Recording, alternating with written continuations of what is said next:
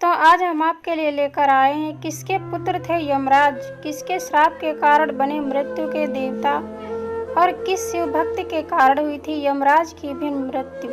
एक पौराणिक कथा। हिंदू धर्म के अनुसार यमराज मृत्यु के देवता हैं, जिनका उल्लेख वेद में भी आता है। विश्वकर्मा की पुत्री संज्ञा से भगवान शिव सूर्य के जुड़वा पुत्र पुत्री यमराज और यमुना उत्पन्न हुई। मार्कंडेय पुराण में लिखा है कि जब विश्वकर्मा की पुत्री संज्ञा ने अपने पति सूर्य को देखकर भय से आंखें बंद कर ली, तब सूर्य ने क्रुद्ध होकर उसे शाप दे दिया कि जाओ, तुम्हें जो पुत्र होगा वह लोगों का प्राण लेने वाला होगा। जब इस पर संज्ञा ने उनकी ओर चंचल दृष्टि से देखा, तब फिर उन्होंने कहा कि तुम्हें जो कन्या होगी वह इसी प्रकार चंचलता पूर्वक नदी के रूप में बहा करेगी। पुत्र तो यही यम हुए और कन्या यमी हुई, जो बाद में यमुना के नाम से प्रसिद्ध हुई।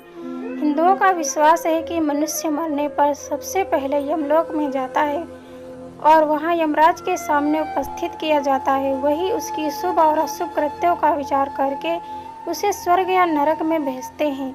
ये धर्म पूर्वक विचार करते हैं, इसीलिए धर्मराज भी कहलाते हैं। यह भी माना जाता है कि मृत्यु के समय यम के दूत ही आत्मा को लेने के लिए आते हैं। ये कहा जाए कि मृत्यु के देवता यमराज की मृत्यु हुई तो आश्चर्य होगा, लेकिन इस संबंध में एक पौराणिक कथा प्रचलित है। यूँ तो यमराज की मृत्यु को लेकर कथा का भिन्न भिन्न वर्णन मिलता है, लेकिन यहाँ इससे जुड़ी एक कथा पढ़ने को मिलेगी। मान्यता है कि कारंजन में शिवभक्त राजा श्वेत राज्य करते थे। वृद्ध होने पर उन्होंने अपना राजपाट बेटे को देकर गोदावरी नदी के तट पर एक गुफा में शिवलिंग स्थापित किया और वहां शिव की आराधना में लग गए। वे राजा श्वेत से महामुनि श्वेत बन गए थे। शिव की आराधना में लीन श्वेत मुनि को आभास नहीं हुआ कि उनकी आयु पूरी हो चुकी है। मृत्यु निकट आई तो यमदूतों ने मुनि के प्राण लेने के लिए जब गुफा में प्रवेश किया तो गुफा के द्वार पर ही उनके अंग शिथिल हो गए। वे गुफा के द्वार पर ही खड़े होकर श्वेत मुनि की प्रतीक्षा करने लगे। कहा जाता है कि जब यमदूत बलपूर्वक श्वेत मुनि को वहां से ले जाने लगे तो वहां श्वेत मुनि की रक्षा के लिए शिव के गढ़ प्रकट हो गए। भैरव ने यमदूत मृत्यु देव पर डंडे से प्रहार कर उन्हें मार दिया। इधर जब मृत्यु का समय निकलने लगा तो यमदूतों ने कांपते हुए यमराज के पास जाकर सारा हाल सुनाया। मृत्युदेव की मृत्यु का समाचार सुनकर यमराज क्रोधित हो गए और यमदंड लेकर भैंसे पर सवार होकर अपनी सेना के साथ वहां पहुंचे। यमराज जब बलपूर्वक श्वेत मुनि को ले जाने लगे तब सेनापति कार्तिकेय ने शक्ति अस्त्र यमराज पर छोड़ा, जिससे यमराज की भी मृत्यु हो गई।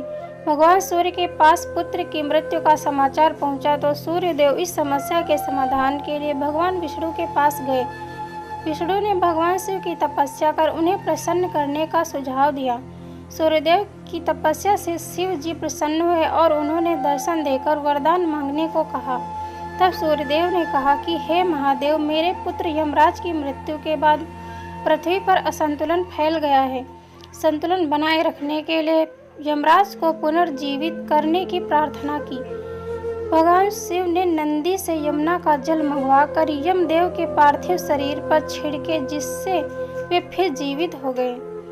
तो दोस्तों, यह थी हमारी आज की कहानी। अगर यह कहानी आपको पसंद आई है तो कृपया इसे लाइक करें और ऐसी और कहानियाँ सुनने के लिए हमारे चैनल को सब्सक्राइब करें। यह कहानी आपको कैसी लगी, कहानी पर अपनी राय देने के लिए कमेंट करें। धन्यवाद दोस्तों।